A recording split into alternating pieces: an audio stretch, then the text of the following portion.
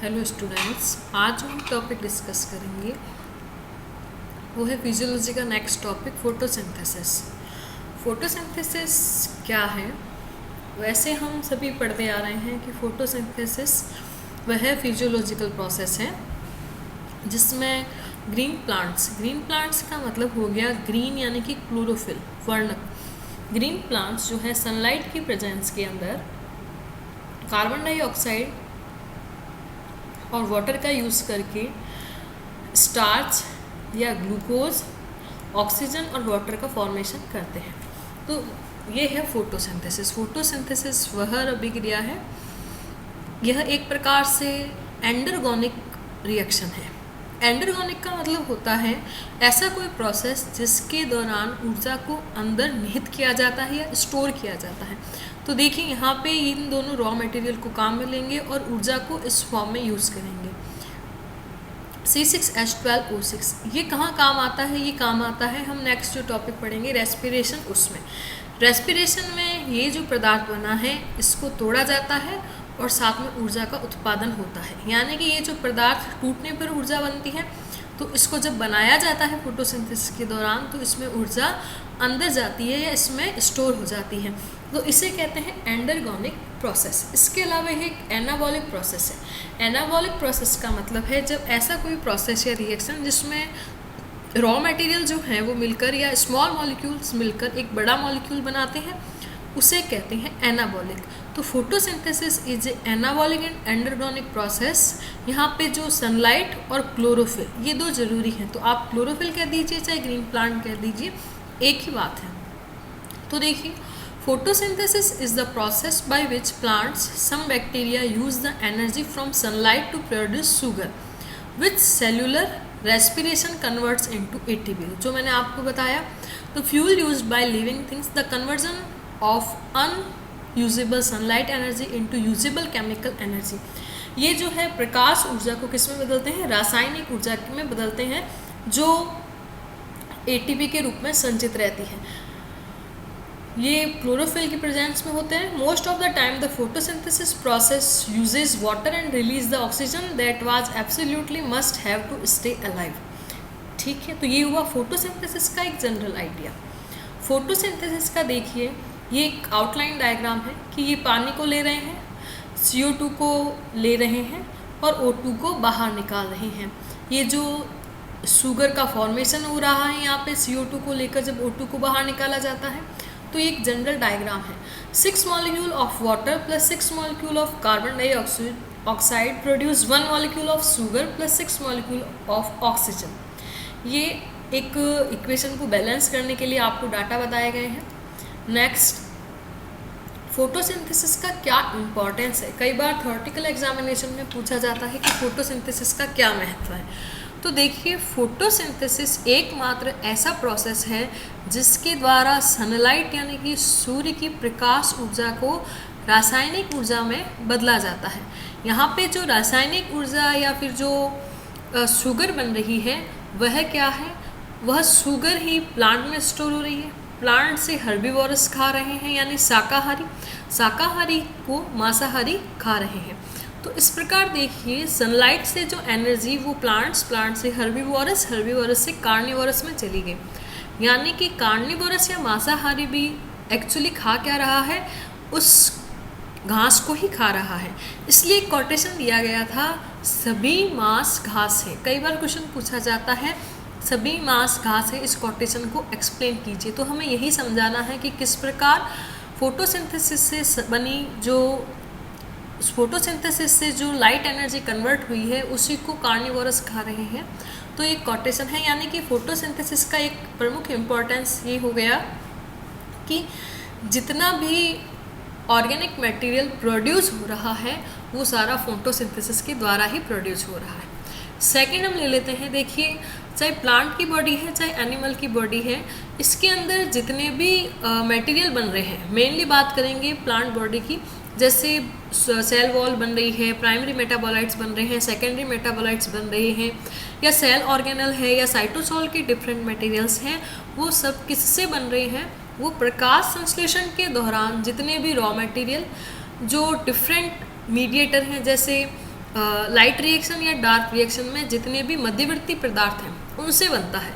जैसे Calvin cycle में हम पढ़ेंगे, यदि अलग अलग जो मध्यवर्ती पदार्थ हैं वो ही क्या करते हैं, जैसे PGA या PGAl जो भी हैं वो अलग अलग मटेरियल बनाने में काम आ जाते हैं। यानी ओवरऑल जितने भी मटेरियल हैं वो प्रकाश संश्लेषण से ही बन रहे हैं।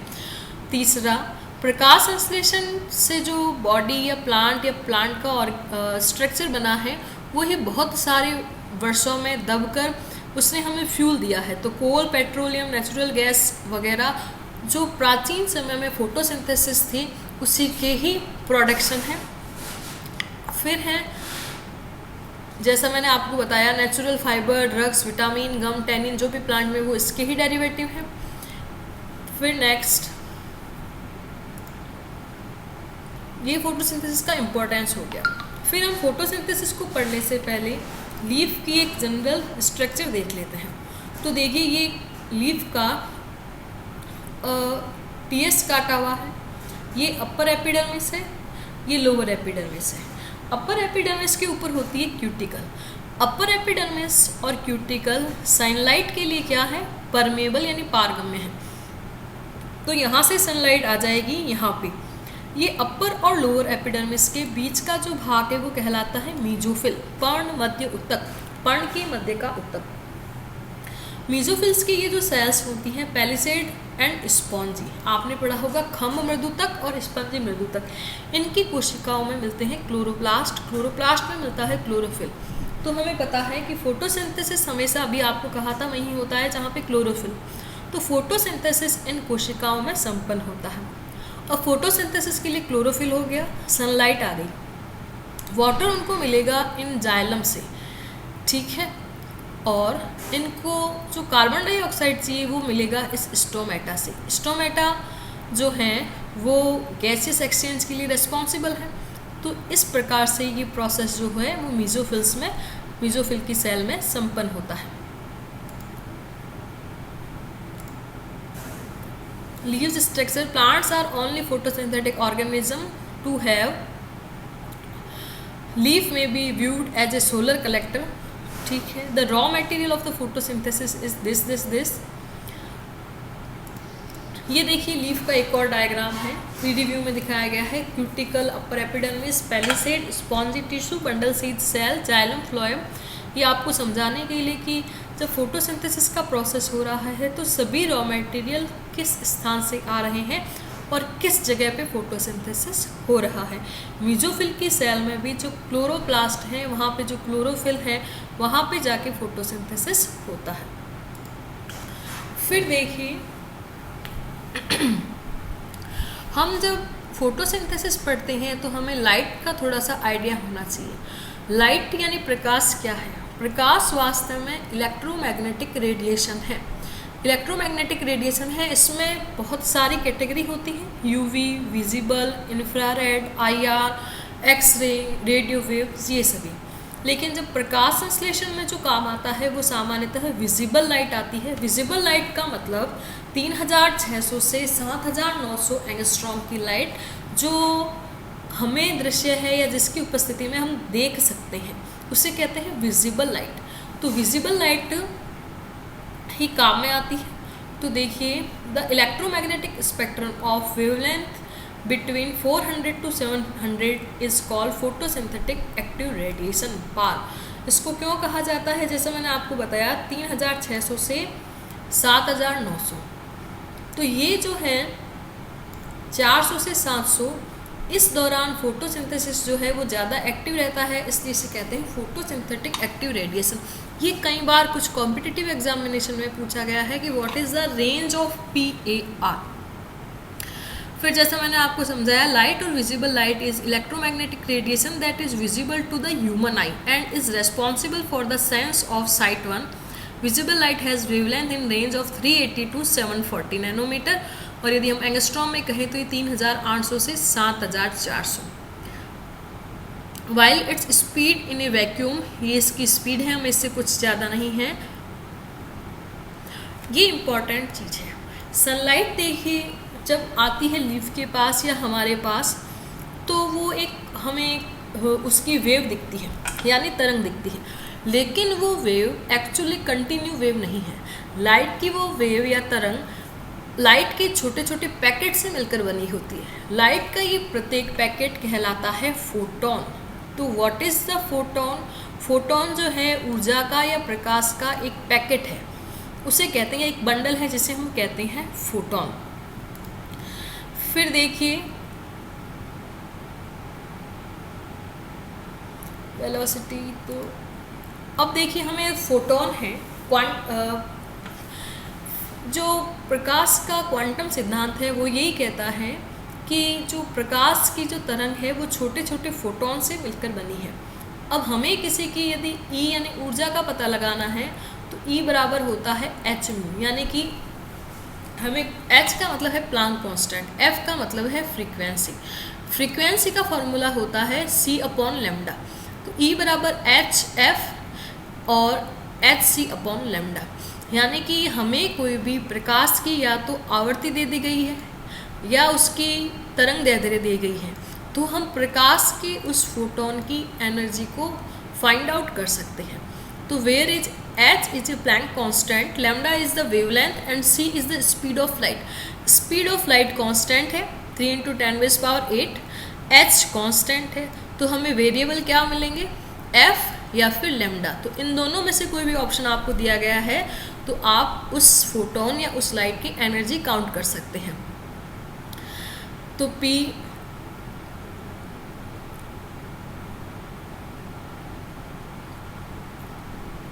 इसके लिए प्लांक को नोबेल प्राइज मिला था।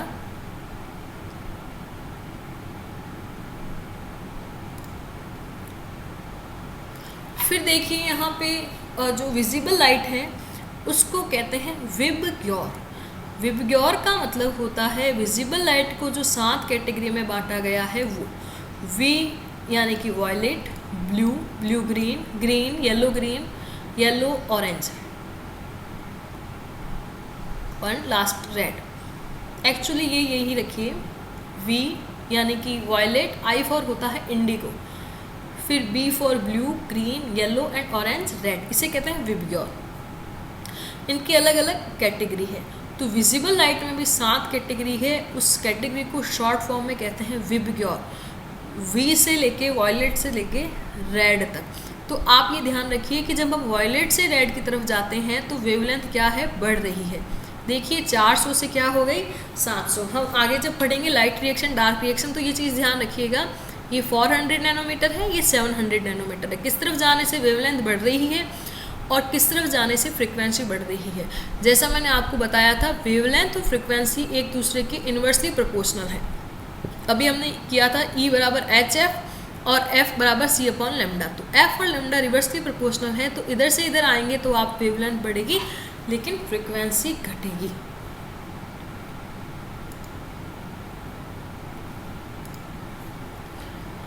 फिर देखिए chlorophyll and accessory pigment. A pigment is any substance that absorb light. The color of the pigment comes from the wavelength of light reflected.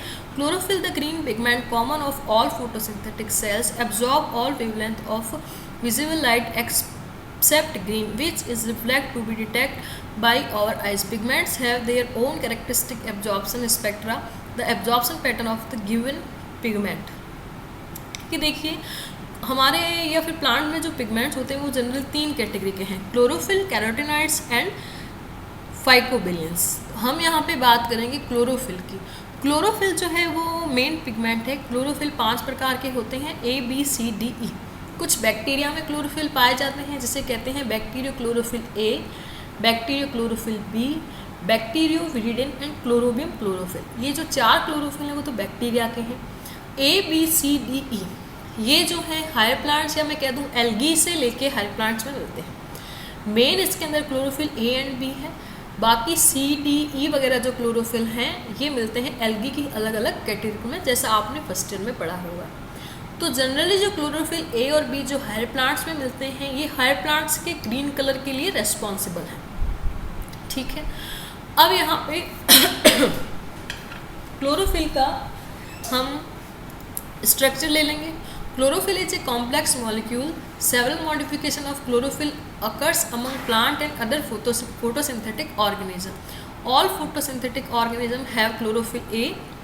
Accessory pigment absorb energy the chlorophyll A does not absorb. Accessory pigment includes chlorophyll B, C, D and E, xanthophylls and carotenoids. Chlorophyll A absorb its energy from the violet blue and reddish orange, red wavelength and little from the intermediate wavelength. तो जैसा मैंने आपको बताया pigments 3 category के हैं, chlorophyll, carotenoids and phycobilins. Chlorophyll A और B जो higher plants में मिलते हैं उसमें भी ए यूनिवर्सल पिगमेंट है। इस क्लोरोफिल के साथ में कैरोटिनॉइड्स के भी मॉलिक्यूल पास में अटैच रहते हैं, उन्हें कहते हैं सहायक मॉलिक्यूल्स या फिर एसेसरी मॉलिक्यूल्स। और ये इम्पॉर्टेंट चीज़ है कि क्लोरोफिल किस वेवलेंथ को एब्जॉर्ब करता है। ये क्लोरोफिल की एक जनरल स्ट्रक्चर है। क्लोरोफिल का ये होता है हेड, ये होता है टेल। हेड जो होती है इसमें 4 जो है पायरोल रिंग है और ये फाइटोल टेल है। क्लोरोफिल का हेड जो है वो हाइड्रोफिलिक होता है, ये हाइड्रोफोबिक होता है। क्लोरोफिल ए और बी का जनरल फॉर्मूला लिखा हुआ है और इनकी स्ट्रक्चर लगभग सेम होती है, बस क्लोरोफिल ए में CH3 समूह के स्थान पर, ये जो CH3 समूह है इसके स्थान पर CHO ग्रुप पाया जाता है। इतना ही अंतर है ए और बी के अंदर। ये इसका एब्जॉर्प्शन स्पेक्ट्रा है। ये क्लोरोप्लास्ट की स्ट्रक्चर। क्लोरोप्लास्ट कहाँ होता है ये हमने डिस्कस कर लिया। Chloroplast double membrane bounded cell organelle है, आउटर मेम्ब्रेन, इनर मेम्ब्रेन। इसके अंदर जो मटेरियल भरा होता है उसे कहते हैं स्ट्रोमा। स्ट्रोमा के अंदर थाइलेकोइड्स पाई जाती हैं। ये देखिए जो आपको प्लेट लाइक स्ट्रक्चर दिख रही है थाइलेकोइड। बहुत सारी थाइलेकोइड आपस में इकट्ठे होकर एक स्टॉक बना देती हैं, उसे कहते हैं ग्रेना। तो ये देखिए लिखा हुआ है stock of thylakoid is grana. तो ये हो गया ग्रेना। बहुत सारे ग्रेना आपस में एक स्पेशल थाइलेकोइड से जुड़े हुए रहते हैं, उसे कहते हैं फ्रैट चैनल लैमेली या फिर इंटरग्रेनम लैमेली। ग्रेना के अलावा जितना भी पार्ट है वो कहलाता है स्ट्रोमा। तो हमें ग्रेना और स्ट्रोमा का कॉन्सेप्ट पता रखना है, ग्रेना क्या होता है, स्ट्रोमा क्या होता है, क्योंकि फोटोसिंथेसिस की डिफरेंट रिएक्शन जो होती है वो डिफरेंट पार्ट्स में होती है। तो the thylakoid is the structural unit of photosynthesis. Both photosynthetic prokaryotes and eukaryotes have these flattened sacs or vesicles containing photosynthetic chemicals।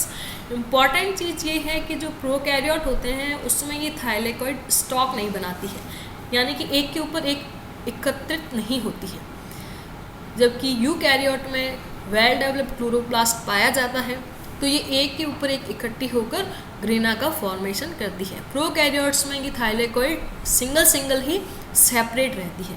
थाइलेकोइड्स are stack like pancakes in stack known collectively as grana. The area between grana are referred to as stroma, जैसा मैंने आपको बताया।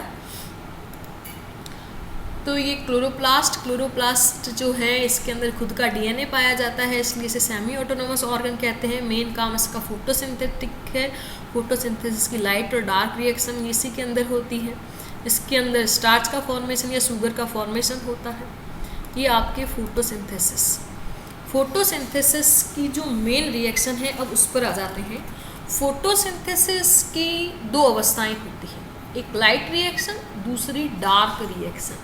Light reaction light की उपस्थिति में होती है, लेकिन डार्क रिएक्शन लाइट की अनुपस्थिति में ही हो यह ज़रूरी नहीं है, ये चीज़ ध्यान रखें।